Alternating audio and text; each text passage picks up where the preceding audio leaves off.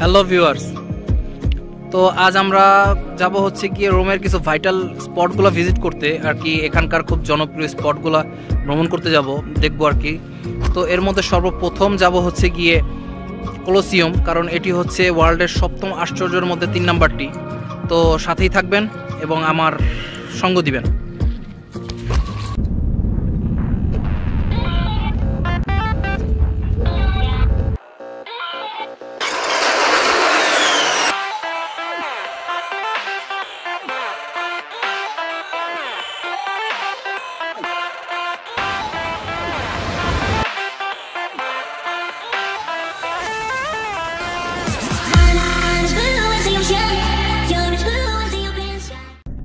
তো ভিউয়ার্স, যেহেতু প্রথমে যাচ্ছি আমরা কলোসিয়াম, তো সেহেতু আমরা এখান থেকে কর্নেলিয়া যাব। কর্নেলিয়া যাওয়ার পর সেখান থেকে মেট্রো নিব। তো সাথেই থাকবেন এবং দেখাবো কোন কোন ওয়েতে আমরা আজ কলোসিয়াম যাব। তো সাথেই থাকেন। তো চলে এলাম কর্নেলিয়া। তো এখান থেকে আপনারা চাইলে বাসে করেও তেরমিনি যেতে পারেন। তো যেহেতু আমরা মেট্রোতে যাব, তো সামনে কিছুদের হাঁটার পরে রোড ক্রস করলেই আমাদের মেট্রো লাইন পড়বে, মেট্রো লাইন এ। তো সেখান থেকে আমরা চলে যাব তেরমিনি। তো সাথেই থাকেন। তো যেহেতু মেট্রোতে যাব, তো সেহেতু অবশ্যই মেট্রোর টিকিট আমাদের প্রয়োজন। তো টিকিট ছাড়া কোনোভাবেই আমরা এই গেটটি অতিক্রম করতে পারবো না, ক্রস করতে পারবো না। তো মেট্রো চলাচলের জন্য আপনাকে অবশ্যই টিকিট কিনতে হবে। তো টিকিট আমরা কিভাবে কিনবো দেখিয়ে দিব। আর টিকিট ছাড়া কোনো মতেই এই গেটটি আপনি ওপেন করতে পারবেন না, যেহেতু টিকিট দেওয়ার পরেই আপনার টিকিটের বারকোডটি পাঞ্চ করবে মেশিনের মধ্যে। তো সেহেতু আপনাকে অবশ্যই টিকিট কাটতে হবে। তো চলুন দেখে নিই কীভাবে টিকিট কাটবো। তো টিকিট কাটতে সর্বপ্রথম আমরা ভাষা সিলেক্ট করব। তো এখানে অনেক ভাষাই আছে, ইটালিয়ান, জার্মানি, ইংলিশ। তো আমরা ইংলিশ সিলেক্ট করলাম। আর যেহেতু আমরা সিঙ্গেল টিকিট কাটবো, তো সিঙ্গেলে ক্লিক করলাম। তো সিঙ্গেলের প্রাইস হচ্ছে গিয়ে €1.5 এবং এটির সময়সীমা হচ্ছে 100 মিনিট। তো 100 মিনিট পর্যন্ত এটার ভ্যালিড থাকবে আর কি, পরে ভ্যালিড থাকবে না। তো এখানে আমরা কয়েন দিব €1.5 আর কি। €1.5 দিয়ে উপর উঠিয়ে দেবো। আপনি চাইলে নোটও দিতে পারেন, এইখানে নোট দিতে পারবেন যদি কয়েন না থাকে। তো আমাদের টিকিট প্রিন্টিং হচ্ছে। তো এই যে আমাদের টিকিট, এই হচ্ছে টিকিট।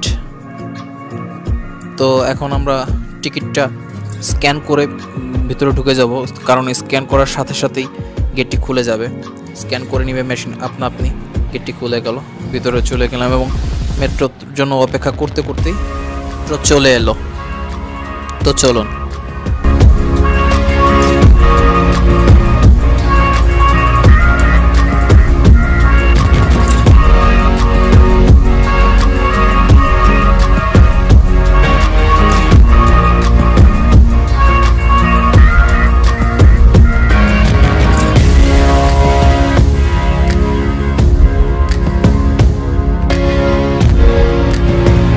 তো চলে এলাম তেরমিনি।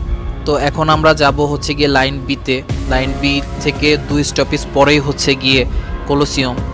অবশ্যই মনে রাখবেন 2 স্টপেজ পরেই হচ্ছে গিয়ে কলোসিয়াম। তো চলুন।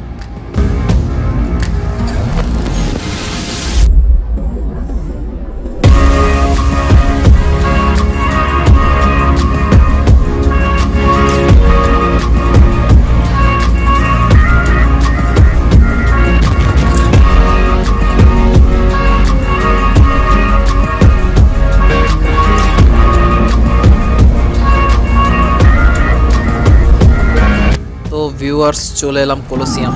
তো এখানে উপরে উঠলেই ইনশাল্লাহ আমরা দেখতে পাবো কলোসিয়াম। তো সাথেই থাকেন, চলেন দেখি কলোসিয়াম।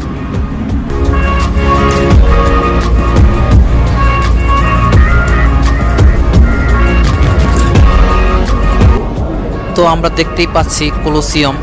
তো এটি দূর থেকে দেখা যাচ্ছে। তো এটি হচ্ছে পৃথিবীর 7ম আশ্চর্যের মধ্যে একটি। তো আমরা এখন সামনে যাব, সামনে একবারে সামনের থেকে দেখব কলোসিয়াম। তো সাথেই থাকেন। এই হচ্ছে কলোসিয়াম, যা রোমের ইটালির বৃহৎ উপবৃত্তাকার ছাদবিহীন মঞ্চ। 50,000 ধারণ ক্ষমতা সম্পন্ন এই মঞ্চ সাধারণত গ্ল্যাডিয়েটরদের প্রতিযোগিতা এবং জনসাধারণের উদ্দেশ্যে প্রদর্শনীর জন্য এই জায়গাটি ব্যবহার করা হতো। এর অবস্থান রোমান ফোরামের ঠিক পশ্চিমে, যার নির্মাণ কাজ শুরু হয়েছিল 70 থেকে 72 খ্রিস্টাব্দের মাঝে। এটি একসময় ভেসপাসিয়ানের রাজত্ব ছিল। রোমান সাম্রাজ্যের সবচেয়ে বড় এই স্থাপনা নির্মাণ কাজ শেষ হয়েছিল 80 খ্রিস্টাব্দে সম্রাট তিতুসের রাজত্বকালে। এটি মূলত ক্রিয়ার কাজেই বেশি ব্যবহার হতো। মল্লবীরগণ একে অপরকে নিঃশেষ করে স্বীয় ক্ষমতা প্রয়োগপূর্বক নিজেকে টিকিয়ে রাখত। এমনকি হিংস্র জীবজন্তুর সাথেও লড়াই করতে হতো তাদের। স্থল, নৌযুদ্ধ ও পশুর শিকার সম্পর্কীয় নাটকও আমন্ত্রিত দর্শকদের মনোরঞ্জনের প্রদর্শন স্থান ছিল এটি।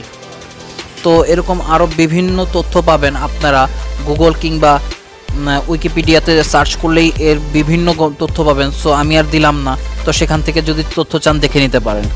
তো চলুন আমরা ঘুরে দেখি কলোসিয়ামের আশেপাশে।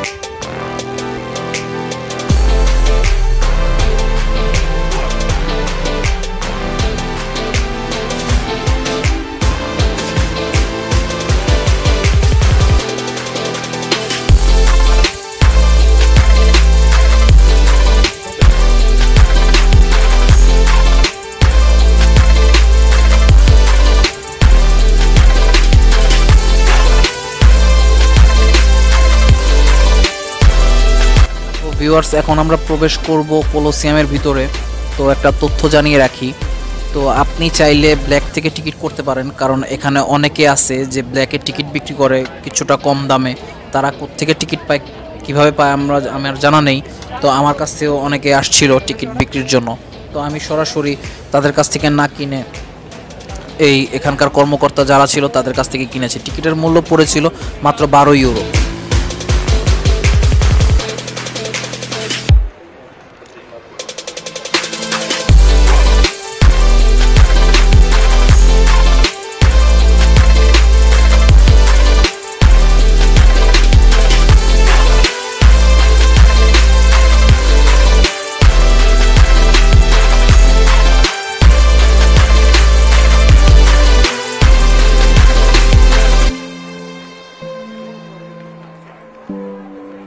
তো ভিউয়ার্স, ছোট্ট একটি তথ্য দেই।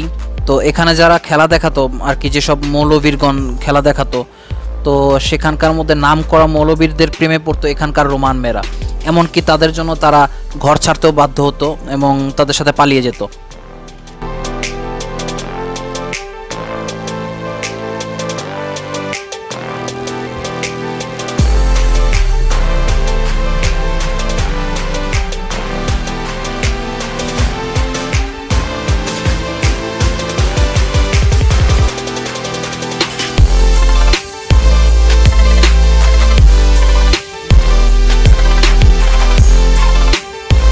যাই হোক, কলোসিয়াম দেখা শেষ করে বেরিয়ে পড়লাম। তো কোনো একটা সময় হয়তো বা কলোসিয়ামকে নিয়ে শুধু একটা সিঙ্গেল ভিডিও দিব আমার চ্যানেলে। তো যাই হোক, আশেপাশের জায়গাগুলো একটু ঘুরে দেখি। তো কলোসিয়ামের সামনেই হচ্ছে গিয়ে রোমান ফোরাম। তো চলেন সেই জায়গাগুলো দেখে আসি। তো এই হচ্ছে সেই রোমান ফোরাম। এটি হচ্ছে গিয়ে কলোসিয়ামের একেবারেই নিকটে অবস্থিত। এটি একটি আয়তাকার ফোরাম বা প্লাজা, যার চারিদিকে প্রাচীন রোমের অনেক সরকারি স্থাপত্যের ধ্বংসাবশেষ রয়েছে। এটি হচ্ছে রোমের সবচাইতে গুরুত্বপূর্ণ ফোরাম। রোমান প্রজাতন্ত্রের যুগে এই স্থানে গণসমাবেশ, সালিশ, গ্ল্যাডিয়েটরদের যুদ্ধ ইত্যাদি হতো এবং এখানে প্রচুর দোকান ও খোলা বাজার ছিল। রোম সাম্রাজ্যের রূপান্তরিত হওয়ার পর যখন এখানে ধর্ম ও ধর্মনিরপেক্ষ বিভিন্ন অনুষ্ঠানের কেন্দ্র হয়ে ওঠে, তখন এখানে বেশ কিছু মন্দির ও বিভিন্ন সৌধ নির্মাণ করা হয়। প্রাচীন শহরের নাগরিকরা এই স্থানটিকে মূলত একটি মার্কেট প্লেস বা ফোরাম ম্যাগনাম বা সোজা ফোরাম হিসেবে উল্লেখ করে থাকেন। সব মিলিয়ে বেশ কয়েক শতাব্দী যাবৎ এটি রোমের নাগরিক জীবনের কেন্দ্র ছিল। তো এটা দেখতেও প্রচুর দর্শনার্থীর ভিড় জমা এখানে। তো আপনারা চাইলে ভিতরেও ঢুকতে পারবেন কিংবা বাহির থেকেও দেখতে পারবেন। তো বাহির থেকে দেখলে তো আর টাকা লাগবে না। ভিতরে ঢুকি নেই, বাইরে থেকে যতটুকু দেখার দেখেছি, তো এর আশপাশ দিয়ে যতটুকু দেখানো যায় ততটুকুই দেখানোর চেষ্টা করব আমি আপনাদেরকে, তো সাথেই থাকবেন।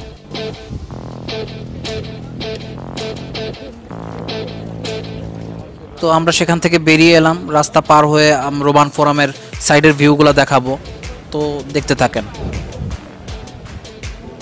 তো কলোসিয়ামের রাস্তা ধরে সামনে এগোতেই আমরা পেয়ে গেলাম আমাদের সেই রোমান ফোরাম।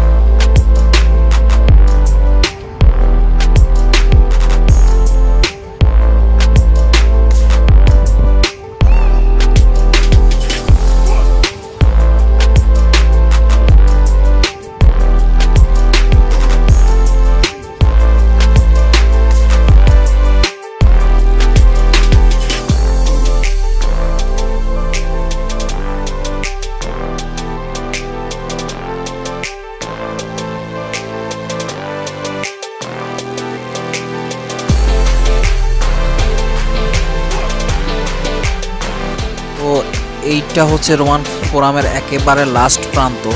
তো আমরা জাস্ট রোমান ফোরাম দেখে রাস্তা পার হবো এখন। তো রাস্তাটা আসলে খুবই সুন্দর ছিল, দেখার মতো, একেবারে পরিষ্কার। যেহেতু এখানে অনেক প্রচুর ট্যুরিস্ট আসে, আর যেহেতু জায়গাটা ট্যুরিস্ট প্লেস, আই থিঙ্ক এর জন্যই রাস্তাটা এত পরিষ্কার। আর রোমের অন্যান্য যেই রাস্তাগুলো দেখছি এতটা পরিষ্কার লাগেনি আমার কাছে। তো দেখুন,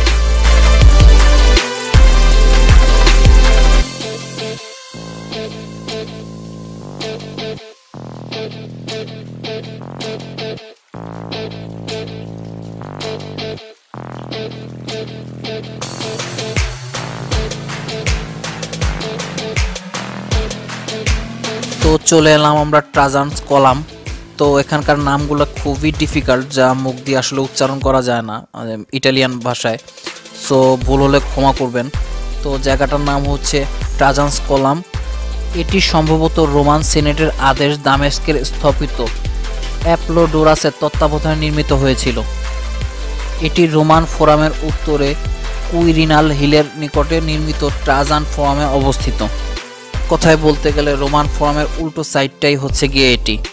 তো এর বিভিন্ন তথ্য আপনারা গুগল কিংবা ইউটিউব বিভিন্ন জায়গায় পাবেন, সো আমার আর কিছু বলতে হলো না, তো সেখান থেকে দেখে নেবেন।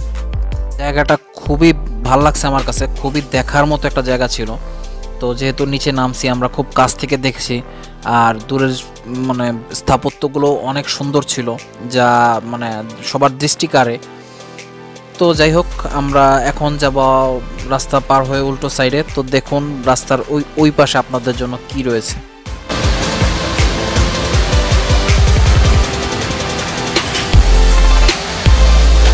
তো রাস্তা পার হয়ে চলে এলাম। তো এটি মূলত পিয়াজ্জা ভেনেজিয়া।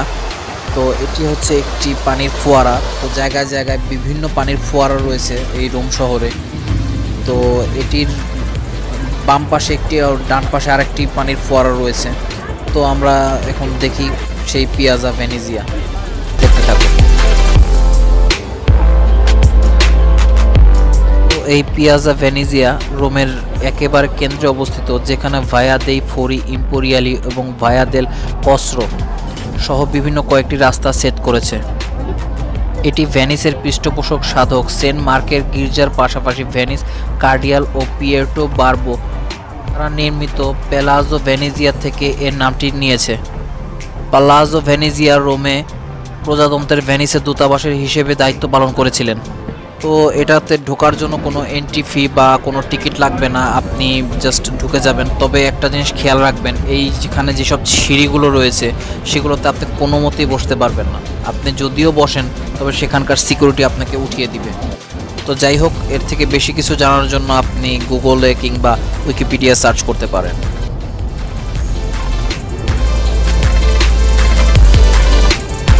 তো যেই ভাঙা বাড়িটি আমরা দেখতে পাচ্ছি এখন, বা যেটি মনে হচ্ছে যে শত বছর পুরনো আগের বাড়ি বা ধ্বংসস্তূপ কিছুটা দেখা যাচ্ছে আর কি, এটি মূলত পিয়াজা ভেনিজিয়ার একেবারে সাথেই ডান পাশে। তো এটা পিয়াজা ভেনিজিয়া থেকে বের হয়ে পিয়াজা দেল কাম্পিগডোগ্লিও যাওয়ার পথেই এই জায়গাটি পড়বে, দেখতে পারেন।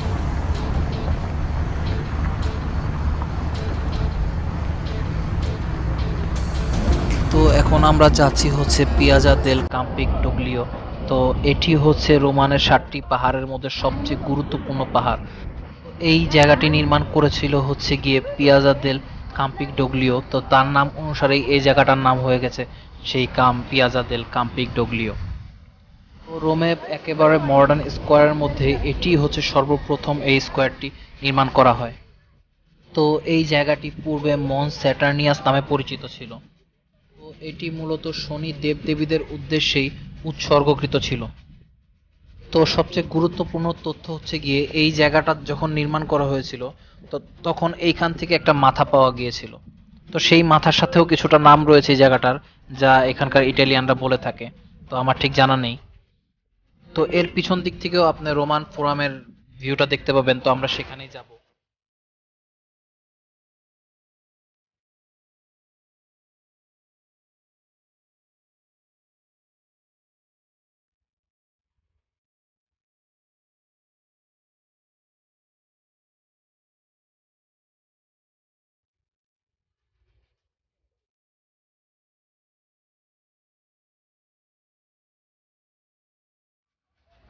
তো পিয়াজা দেল কম্পিগডোগ্লিও সেখান থেকে বেরিয়ে আমরা একেবারে স্কোয়ার ধরে সোজা হাঁটতে হাঁটতে পুরা রোমান ফোরামের ভিউতে চলে এলাম। তো এখান থেকে আপনি পুরা সম্পূর্ণ ভিউ দেখতে পাবেন রোমান ফোরামের। তো আগে যেসব জায়গাগুলো দেখেছি হয়তোবা আপনাদের কাছে ভালো নাও লাগতে পারে, তো এই জায়গাটা হচ্ছে গিয়ে ভিউ দেখার জন্য সবচেয়ে বেস্ট একটি জায়গা।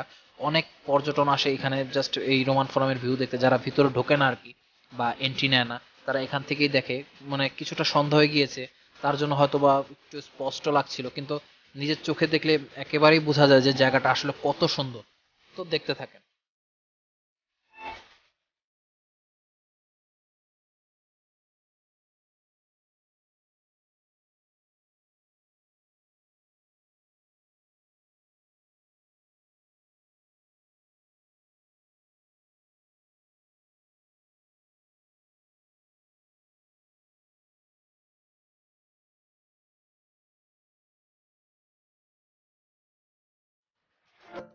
তো সেই রোমান ফোরামের ভিউ দেখে আমরা পাহাড় বেয়ে হাঁটতে হাঁটতে নিচে চলে এলাম। তো যেহেতু সন্ধ্যা হয়ে গেছে বা সেহেতু আমাদের এখন বাড়ি ফিরে যাব, তো বাড়ি ফিরে যাওয়ার পথে আমাদের সামনে পড়লো আর কি একটা ছোট্ট কলোসিয়াম।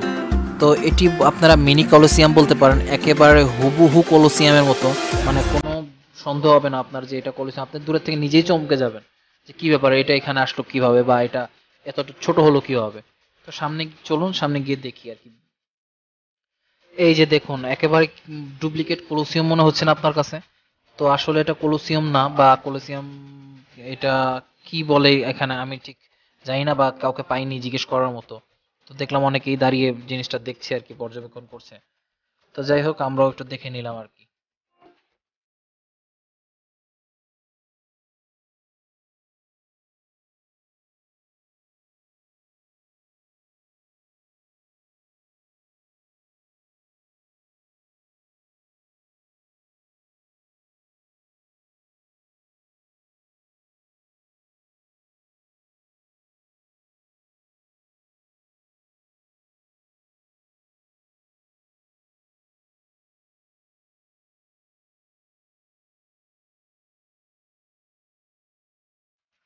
তো এটি হচ্ছে রোমের রাতের দৃশ্য আর কি। তো আমরা একটা গলির ভিতরে ঢুকেছি মেন রোডে যাওয়ার জন্য।